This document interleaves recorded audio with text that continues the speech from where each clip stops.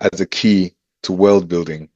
So, for example, this script on the right is this language script from the Vai people of Liberia, and how it came to them was very interesting. It was this man named Momolu Duwalu Bukele from the kingdom of Koya. He said it was inspired to him from a dream by the female deity Nyama, and he constructed this. Pardon me. He constructed this whole logographic writing system, this way of doing rituals through the language, and that has now been part of the Vai people ever since. And I think this is so interesting when I think about language building. So language forms the core of any civilization's worldview. In many ways, reviving lost languages equates to rebuilding entire worlds. And what happens when we lose a language? What does it mean to digitally reconstruct a forgotten tongue? Or what does it mean to recreate ways of life through the digital? And that's what I've been thinking about recently. I do want to talk more about languages a little bit, as it will guide us naturally into the work we've done at the Digital Lab. But this is what I've been pondering on recently, and it's been with all the things happening in the world, especially in the Middle East. There's no doubt that a lot of our attentions would be drawn towards the Middle East. And for me specifically, I've been drawn towards Afro-Asiatic languages and languages at the Horn of Africa, which I think is very interesting. I've been interested in how the borders of Africa and how the different communities have been influenced or changed or inspired by their surroundings. However, I've been thinking a lot about Afro-Asiatic languages, and naturally, I like to see different logographic writing systems because you go perhaps into Japan or China and you see these interesting writing systems, and I'm sure Africa had quite a few. We have some in Nigeria. The Nsibidi is an example of one. However, the Afro-Asiatic languages is a whole language family that encompasses 400 languages, many of which are extinct or endangered. And I've always pondered if, for research angles in digital heritage and creating new knowledge, if we could translate and reconstruct these languages, if there's some insight to them, if there's some knowledge that can be gotten, because a lot of Africa just feels a bit dark in terms of history, and we don't have this available, but through digital, it can be. And in my pondering, I found something interesting called the Meroitic script, which is developed for the Meroitic language at the beginning of the Meroitic period of the Kingdom of Kush, and it's a writing script from Sudan, and it's derived from Demotic Egyptian, which is the Egyptian writing style. And funny enough, it hasn't been translated, which I think is interesting. How are there languages that there are similar family types, but cannot be translated? And these are the things I was thinking about. And so I went down this rabbit hole and to try to find the challenges because with the way machine learning has been going, there should be some lead towards translation of languages with machine learning. And then I found that despite advancements in AI, reconstructing large languages, lost languages, remains a challenge. Many languages have limited data and few any linguistic relatives. So to translate a language, you need family, like relatives of the language. And with the breakthroughs in AI and deep learning, there's hope that we can decode languages soon. I did find only one study because apparently it's not something that people working in machine learning would be focusing on. It's more capitalistic, maybe. Maybe everybody cares about how can we make money from this, but nobody's really talking about. I saw one team, two projects from the MIT CSAIL lab where they were working. It's the Computer Science and Artificial Intelligence Lab in MIT, and in 2019 and 2022 specifically, they published some significant papers demonstrating how machine learning could be applied to decipher ancient languages. Specifically, their work focused on languages within the Semitic family, and that's why Afro-Asiatic has been very interesting to me because they're all Semites. And this family includes Ugaritic, a language that has been lost to time, but recently, but related to other languages like Hebrew, which is Semitic. By building statistical models, the researchers were able to map characters from Hebrew to Ugaritic using the similarities between the two languages to decode previously unreadable text. What am I saying with this, or where am I going with all this talk, random talk about data models, blah blah blah?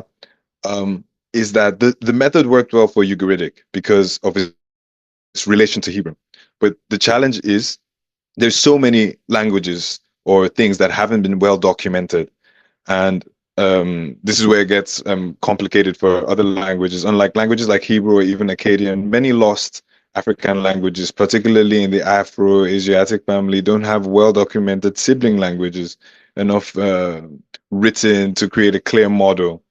And the key challenge here is lack of data, because for AI models to function, we need large amounts of input data to learn from, and so on and so forth. However, what I'm going with is in this our digital age, I found that we need to preserve this data. Africa or African cultural practitioners, we have such we're at such a time, especially with technology, that I feel a leapfrogging into the future can be made from gathering, archiving, and uncovering a load of our data. And naturally, this now brings me to, because where I was heading to is sometimes I think about what is the use of gathering all this data. I will go into the work that we do at the More Digital Lab, but sometimes I think, why are we gathering all this data about these artifacts? If we're not making a narrative or gap in research, then are we now part of the problem of like data storage? Because storing data causes a lot of harm to the environment and so on and so forth. But I like to think about the Rosetta Stone when I'm trying to answer that question, because recorded data helps us to afford new technology always. The Rosetta Stone, if you're not familiar, is this slab in front of us right now that was used to translate hieroglyphics, which I think is interesting. And for a while, nobody was able to really translate this logographic writing style until this document that was preserving three languages, which is the Egyptian language, Egyptian hieroglyphic, the Egyptian demotic, which is the script in the middle part, and then in Greek, we have to love the Hellenistic period because that's when I'm sure all of this came together. However, that shows me the importance of documentation and documentation in different forms, because recorded data always affords new technology. And that now brings me to where we have now been heading to in the More Digital Lab, which is what is heritage in the digital age. To be able to make a project or to work on something in cultural heritage, we think to ourselves, how are digital tools transforming how practitioners and audiences document? And in this field of digital heritage, there's a myriad of things to think about, such as what is digitization, born digital data, digital standards, leadership, policies, digital skills, and this whole cloud of things to consider. Furthermore, in cultural heritage, we start to think about the different modalities in which cultural heritage exists and how you have to categorize them to be able to try to start try to start working with them, digitizing them, because the methods you use in the modality like intangible heritage wouldn't be something used in tangible or participatory, or like, how do you document a ritual and how do you document a monument? How are these things different, and why? All these things that we ask ourselves in the process of creating digital cultural heritage projects. Um, some of the context that we have to think about, for example, is it's how can it be applied to real life situations? How can it change people's lives, especially in the African continent, when you would need or want direct interaction, first of all, with the stakeholders, the owner of the cultural story, you would need to interact with them. And also, how can you impact the schools and the lives of students who we say as cultural practitioners are not exposed to these things, and so on and so forth. You think about the viability of the project. And hence, we now start to think about all the different digital trends, like remote sensing, airborne remote sensing, GIS for maps, using LiDAR to scan, all the way down even into the blockchain and for security and Web3 and all those thoughts. However, for our project and for the theme, the scheme, what we were doing was we picked photogrammetry because we needed to be in quite a lot of institutions. We needed it easy, we needed it quick, and we needed to have high quality of data. And so we picked photogrammetry, which is the art and science and technology of obtaining information about physical objects and the environment by photographic and electromagnetic images, which, if used right and if used in different modalities, again, you can get very interesting data. Like, imagine documenting or making a 3D model from UV scans. That would be very interesting in forensic, and, and so on and so forth. But let's dive quickly into the MOA's plaque project. And what this was, or the gap, or the story, because we are in the business of stories, is once upon a time in 1897, with there was the punitive attack in the Kingdom of Benin. I don't like to frame history through a colonial lens because it's that's not what Africa is or what Africa stands for. However, the gap comes from here. And in the audience hall, the ancient audience hall, where the Oba would welcome guests, there were plaques on the wall. And these plaques were used as mnemonic devices to encode history and to showcase the wealth of the kingdom.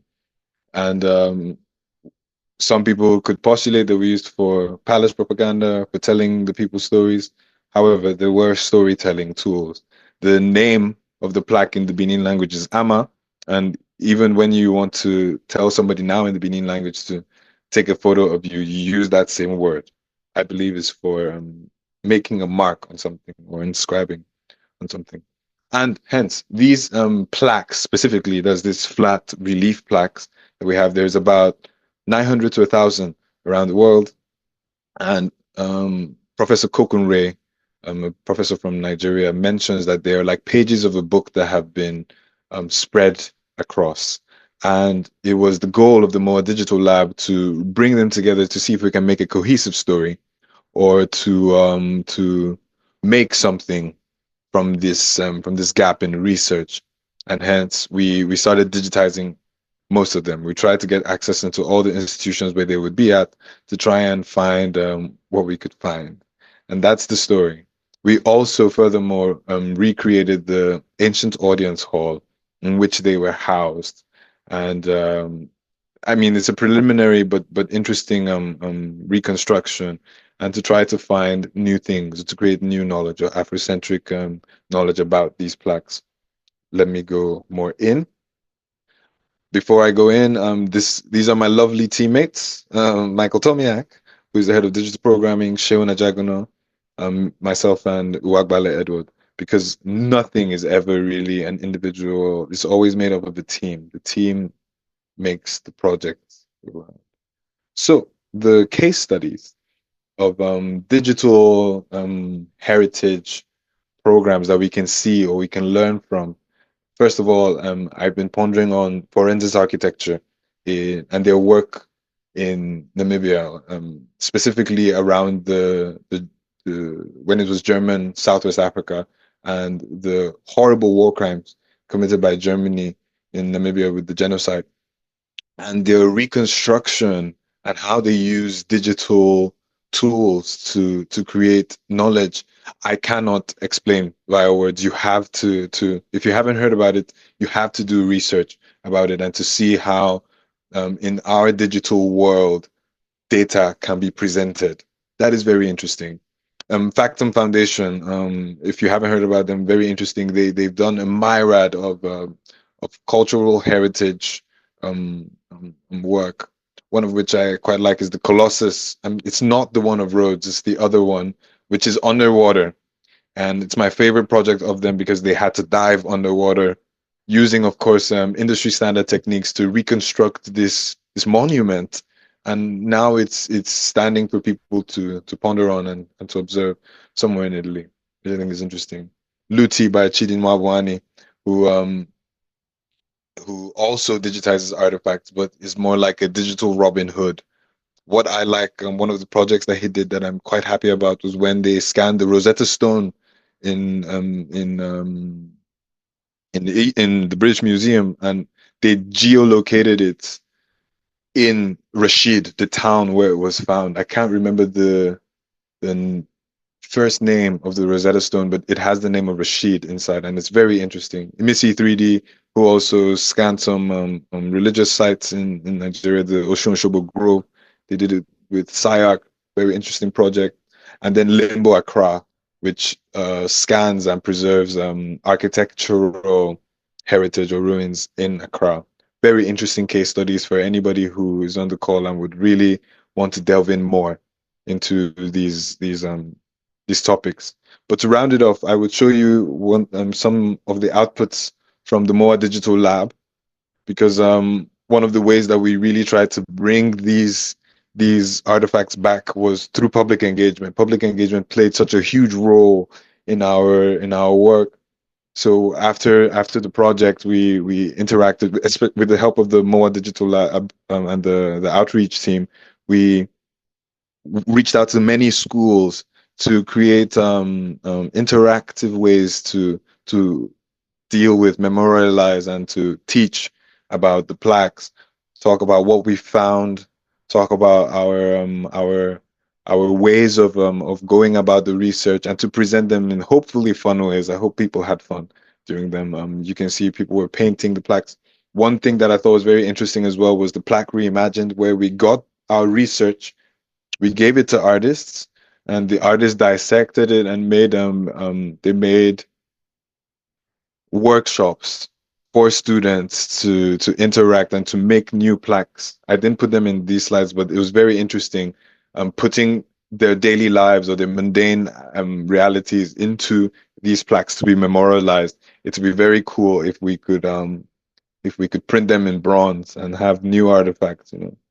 Another thing that we did was create a 3D digitization toolkit, which is available for everybody. First of all, we really hope Africans can download to start digitizing cultural heritage, but of course, it's for everybody to learn from.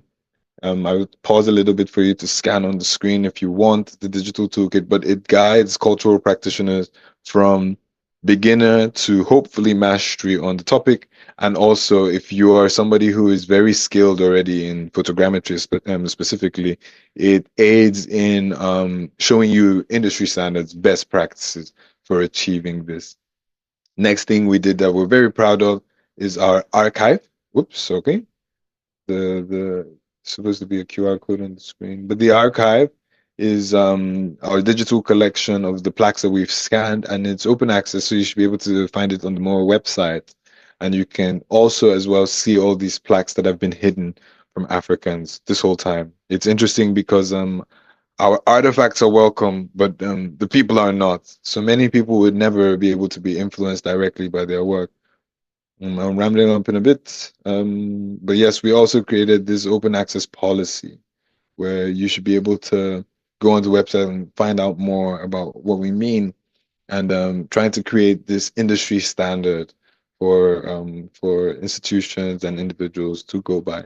And lastly, this famed audience hall that I was talking about in the earlier, you can watch it as well by scanning the QR code, and you'll be able to see our preliminary work with the recreation of the audience hall. I do have to mention that this was helped also by ADD.apt, which is Eve Naji. She helped us with the reconstruction from our research.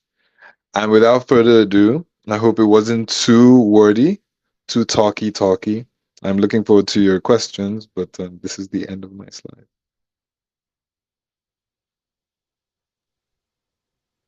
Thank you. Thank you so much, Femi. Such a rich presentation you've given us. I've just been here like jotting down notes because I have so many thoughts.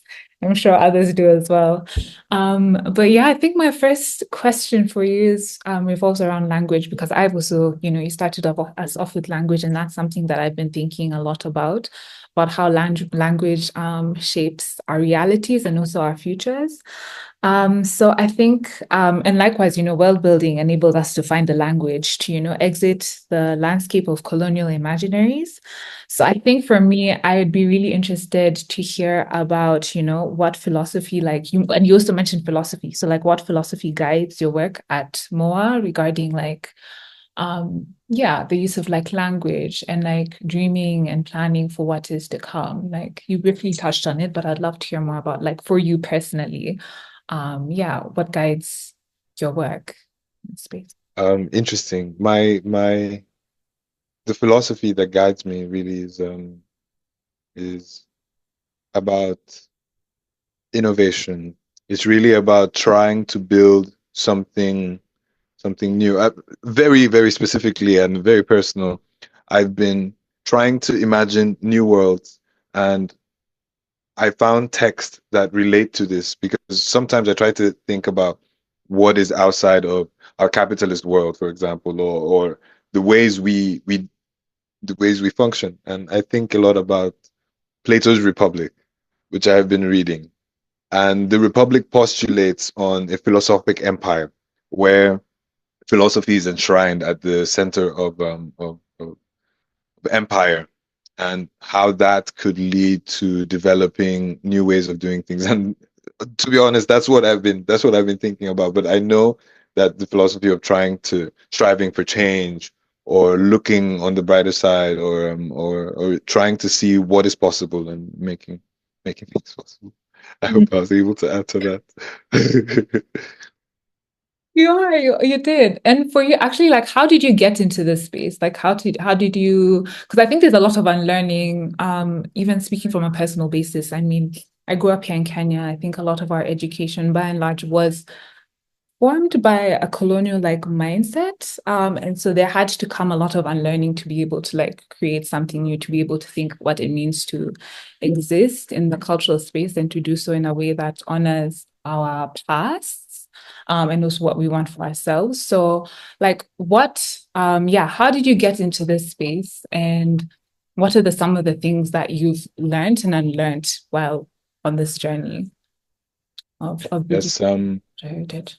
I got into this space through film, which I think is interesting. Like when people think about shooting a documentary, I think, or at the time, I didn't realize that while shooting a documentary, you yourself are changed by that, by like interviewing people, doing this research, you are changed as an individual. I think at the end of every, if it's a long documentary, you're not the same person, filmmaker who went in.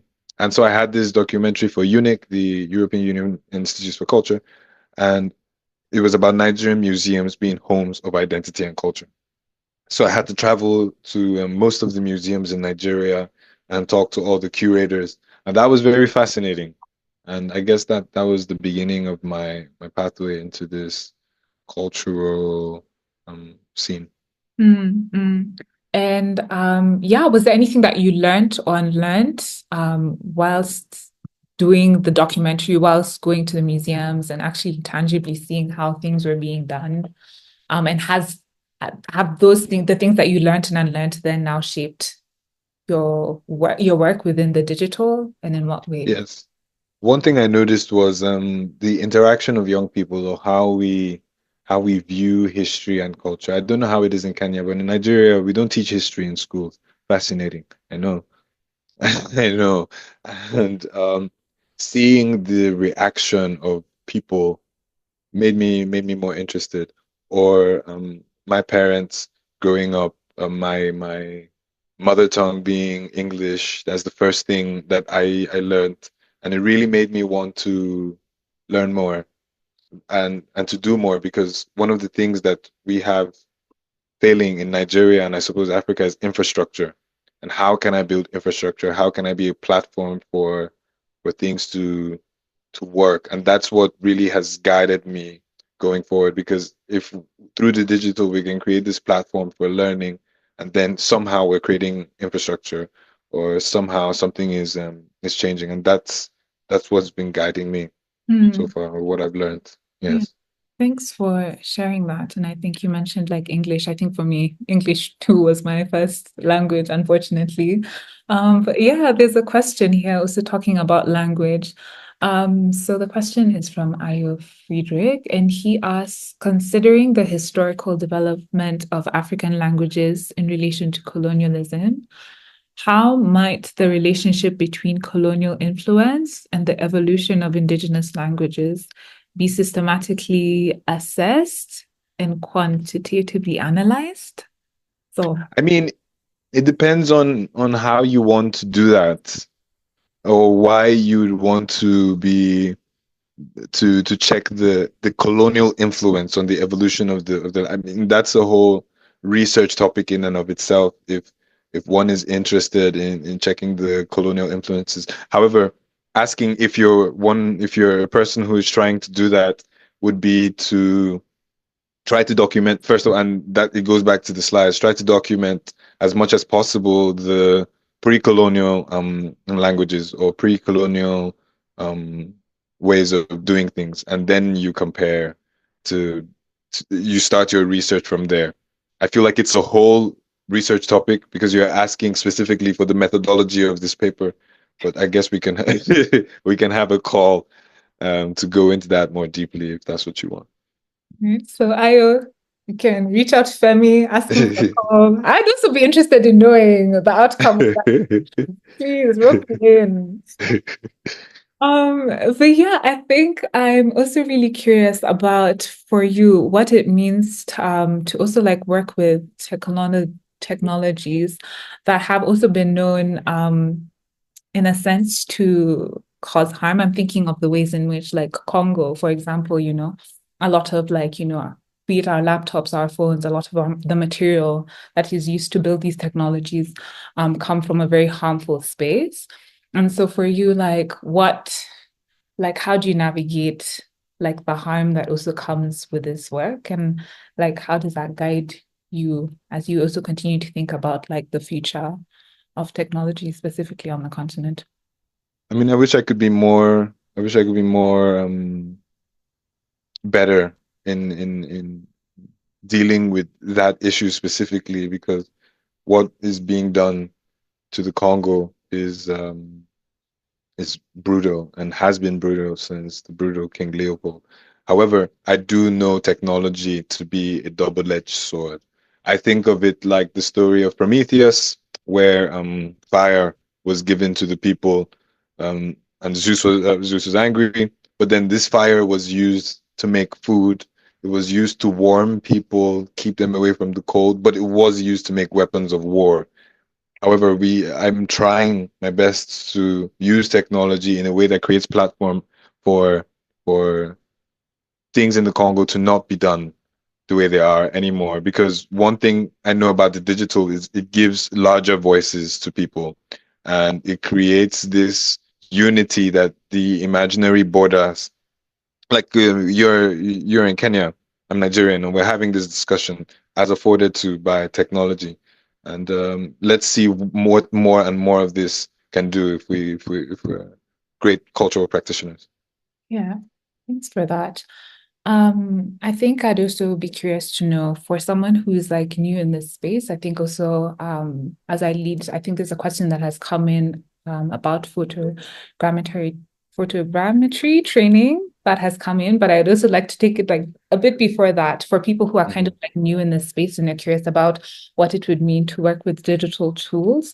What would your advice be? Because I know sometimes it can be quite intimidating to think about, as technology continues to evolve, yeah, that there's a lot out there. So, like for someone easing into this space of working with digital tools, yeah, how would you guide them into stepping I into? mean, first and foremost, very directly, you could check up a course online. I know one specifically that we've been um, sort of involved in, sort of, with the German Archaeological Institute, the DAI, on Coursera, and it's about digital tools and archaeology or cultural heritage. And a simple course like that would start you off. First, you see what has been done, you see what is available in the industry, and you learn, and you get a little Coursera certificate at the end of it as well. And I think for somebody starting off,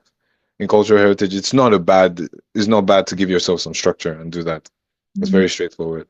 But then is to be inspired by what is happening. Technology is moving so fast, but what I think we are human, what we have is creativity, and you could have a creative way of looking at things once you've been inspired by all the things that are happening. So also be inspired by different people doing different things, yeah, coming to this podcast and this call, for yeah. example. Yeah, so now going into the question about photogrammetry training you conducted, the Mhm. question was, was it done in association with cultural heritage institutions like museums, or was it with community members? What tools did you use? And the person is asking because they're thinking about the sustainability of it all. I wonder if first what the sustainability of it all means, but we did do it with both. So we worked with the National Commission for Museums and Monuments in Nigeria. And so we helped to train a few museum staff, the National Museum staff, and we worked also with individual cultural practitioners to work on this. What tools do we use? You have to have a laptop that can process, of course, but we showed alternative ways to do this, and all you need really is a camera, depending on your scale and quality. But to start something off, all you need is a phone and connection to internet. Yeah, and I think a follow-up to this question, because I too would really like to hear. I love the images that you shared of the workshop that you had in July. Was it July with like the children and the Benin bronzes? And so I think the question here also is the person is interested in hearing about the feedback from your communities on what the storytelling slash access to the plaques and the archive meant to them. But I also would like to hear what it meant for you. I know you briefly touched on it, but yeah, come on. I mean, I was very happy that the students were very involved. They were very bold, and I love that about them. But they really wanted to know. They could put themselves into the stories, and they were very engaged in the workshops, and that gave me joy.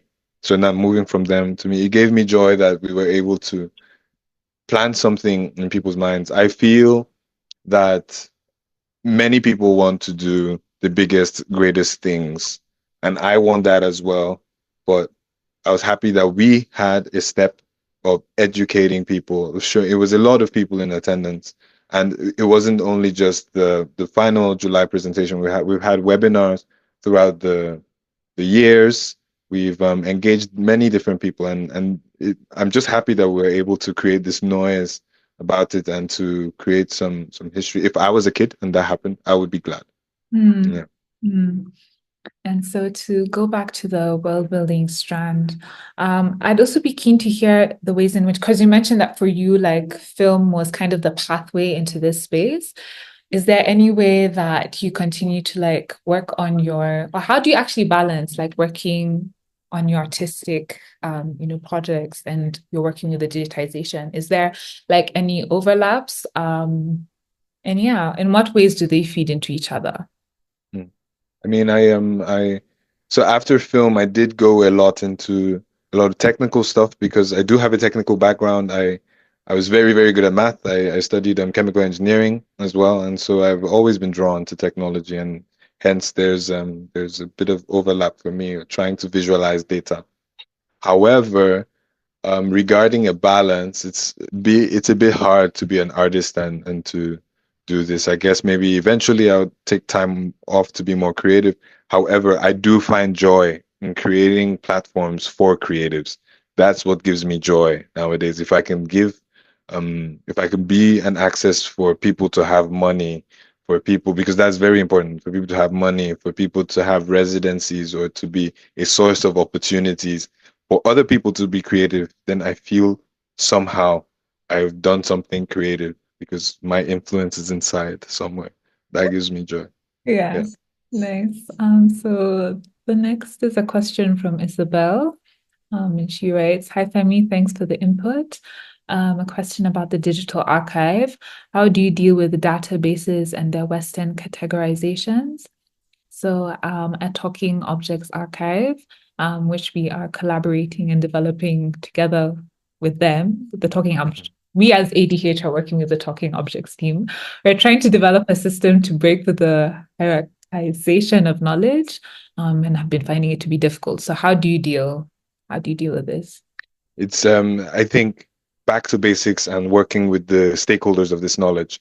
You have to get so for example, for this our Benin Plaques project, there's many symbols on the artifacts. And in in Western way of categorization, it could be circle, punkt. But when you're working with people that this is their daily culture and this is what they research. We worked with the Institute for Benin Studies. One of them, we worked with bronze casters and a few other people to create a web of their own perspectives. Then it doesn't seem Western at all because you're working with people who actually own this heritage. I think it's a straightforward way to do that. Of course, you need to fact check. You need to have your own research done as well, which unfortunately might include working in Western institutions because a lot of the information might be hidden there. For example, um, there might be there might be stuff about Benin Kingdom hidden in Portugal in the Portuguese language because they had a lot of collaborations before colonialism was full on and so forth. Yes. Thanks. And yes, we are about to start wrapping up. So if you have any other questions, let me know. Yeah, feel free to write them. But I think for me, I just have like one last question. And I think for me is yeah, what do you dream? What are your dreams for this space as you continue to do the work that you do?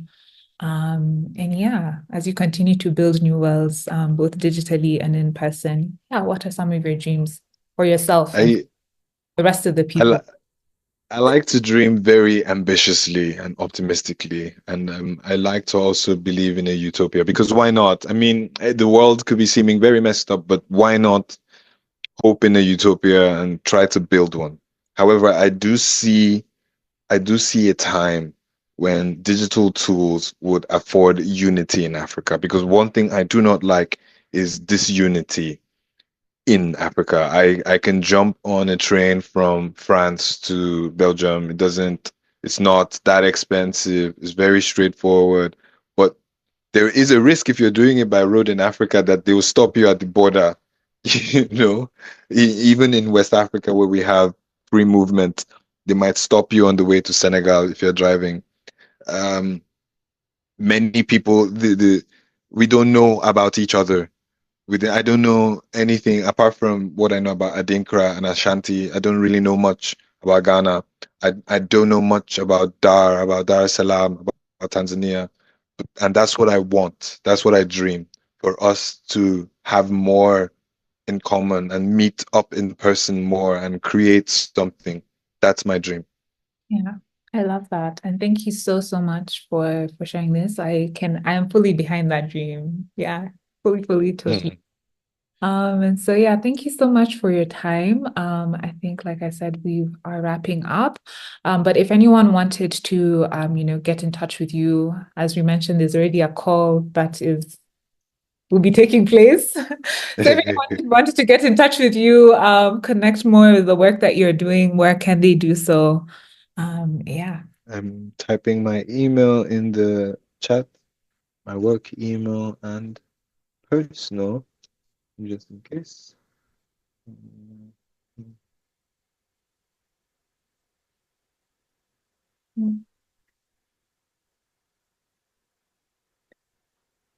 And yeah, thank you so, so much. yeah, Um, Yeah, he's shared with you both his work email and his personal email. He do appreciate your time and you sharing your thoughts with us and your work as well. And yeah, we've also shared your Instagram handle if that's nice. that's fine with you. Mhm. But yeah, I want to thank you all so much for being here with us. While preparing for this session, I came across a quote that says, I feel well built by being among many, and I do definitely feel well built by being around you all, by being with you, Femi, and being in conversation with you. I want to all thank you for your time and for your questions. And yes, I think that's it for us. If you want to, find us as ADH, we're on Instagram at African Digital Heritage, and we're there as well on Twitter, and on LinkedIn and on YouTube. And this talk will be also made live on YouTube. So if you want to go back to it and refer to it, then it will be made available there. But yeah, thank you for our last and final session for this year. Thank you, Femi, for closing us off. We really, really appreciate you and your time and your effort. And yeah, I think Yes, that's thank you it. so much. I'm glad for the opportunity. All right. Yeah. Okay. Take care, everyone. Okay. Bye. Bye.